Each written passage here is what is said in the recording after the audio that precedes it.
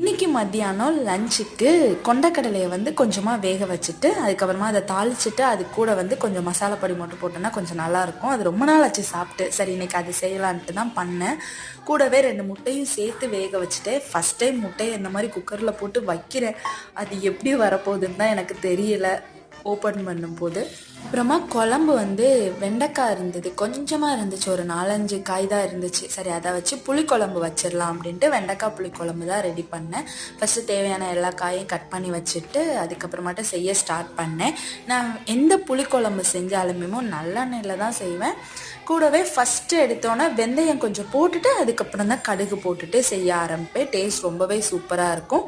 லாஸ்ட்டாட்டு குக்கரில் வச்ச கொண்டக்கடலையும் வெந்துருச்சு, அதையும் எடுத்து தாளிச்சிட்டு பொடி வந்து வெறும் வத்தல் பொடி கொஞ்சமாக கரம் மசாலா பொடி சேர்த்து செஞ்சேன்.